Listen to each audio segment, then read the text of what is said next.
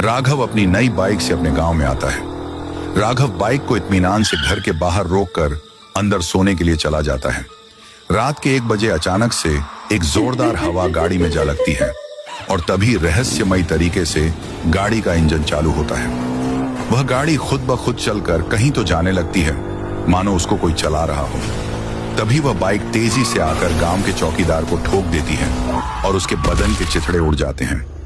पर वह गाड़ी यहीं तक नहीं रुकती, गांव से जा रहे एक इंसान को भी ठोक देती है। उसकी भी वही हालत। इनकी ऐसी हालत करके बाइक वापस चली जाती है। तभी गांव में सुबह हो जाती है। राघव नींद से उठकर बाहर अपनी बाइक के पास आता है। राघव पाता है कि कल उसने जिस जगह पर बाइक को रोका था उस जगह पर नहीं थी, बल्कि 2 इंच बाजू में खिसक गई थी। राघव और ध्यान से देखता है तो टायर पर खून लगा मिलता है। बाजू में उसको बहुत भीड़ दिखती है और रोने की आवाजें भी आ रही थी। राघव उस भीड़ की तरफ भागा। वहां पर वही चौकीदार और एक आदमी की लाश पड़ी हुई थी जिसे राघव की बाइक ने ही मारा था। फिर गांव में रात के 12 बज गए। घनघोर अंधेरा था और जो होना था वही हुआ। वही हवा बाइक से टकराई और रहस्यमयी तरीके से चलने लगी। उसी समय रायस्टार दूसरे गांव से इस गांव में बाइक से आ रहा था कि उस पर उसी राघव की बाइक ने हमला किया कि रायस्टार अपनी बाइक के साथ 15 फीट तक उछल जाता है। रायस्टार पास के पुल के कारण जिंदा बच पाता है। रायस्टार नीचे देखता है तो वह बाइक पागल हो चुकी थी। उसको कुछ भी समझ में नहीं आ रहा था। उसको बस इंसान को मारना था। बिना ड्राइवर के बाइक देख रायस्टार की रूह कांप जाती है। अगली सुबह रायस्टार एक आदमी को वहां से गुजरते देख उस आदमी के पास आता है और पूछता है, अरे भाई, क्या तुम मुझे बता सकते हो कि इस गांव में नीले रंग की बाइक किसके पास है? आदमी बताता है, नीले रंग की बाइक तो शायद इस गांव में, हाँ, ये बाइक शर्मा के बेटे राघव नाम के लड़के की है। कल ही नया लाया है। फिर रायस्टार उसको धन्यवाद करके राघव के घर की ओर निकला। कुछ मिनटों बाद रायस्टार राघव के घर पहुंचा। वहां राघव बाइक साफ कर रहा था। रायस्टार उसके पास जाकर उससे बोला, ऐ राघव, यह जो तुम्हारी बाइक है ना, वह श्रापित और भूतिया है। कल रात को तुम्हारी बाइक बिना ड्राइवर के चलकर आई और मुझ पर हमला किया। इस पर किसी का तो वास है। अरे भाई, वही तो मुझे 3 दिन से समझ में नहीं आ रहा। जिस दिन मैंने यह बाइक लाई उसके अगले दिन 2 मौत हुई और मेरे टायर पर खून भी लगा हुआ था। कुछ तो गड़बड़ है। मुझे तो लगता है ये बाइक ने ही उन्हें मारा है। रायस्टार बोलता है, अच्छा बताओ कि ये बाइक कहां से लाए थे? ये बाइक नई दिख रही है। राघव कहता है, ये बाइक तो मैंने राजपुर में बाबू चिपके के गैराज से सेकंड हैंड खरीदी थी।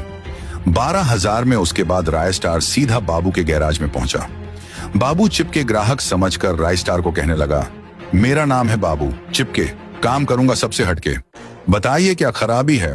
गाड़ी में अपूर्ण सब मिनटों में ठीक कर देगा यहाँ, ताकि तुम्हारे दिमाग का स्क्रू भी टाइट कर दूंगा रे बेडू।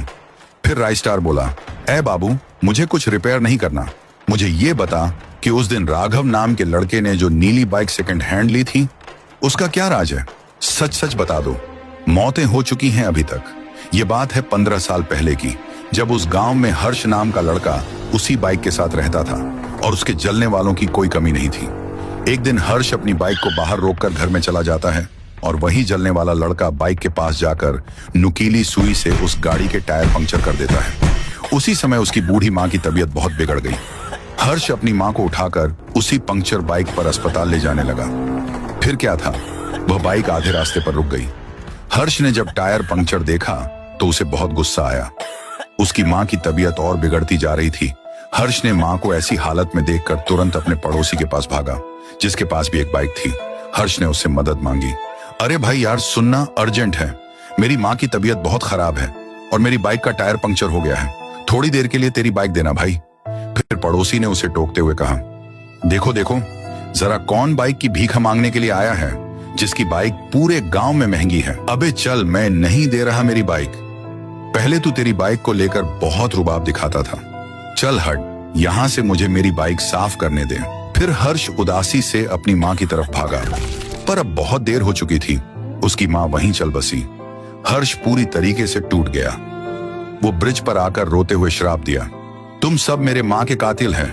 मैं भले ही मर जाऊं, पर मेरी बाइक जरूर बदला लेकर रहेगी। जो भी मेरे गाड़ी का मालिक बनेगा तभी ये बाइक बदला लेगी। उसके बाद हर्ष ने ब्रिज से कूदकर अपनी जान दे दी। उसकी आत्मा उसके बदन से निकलकर बाइक में समा गई।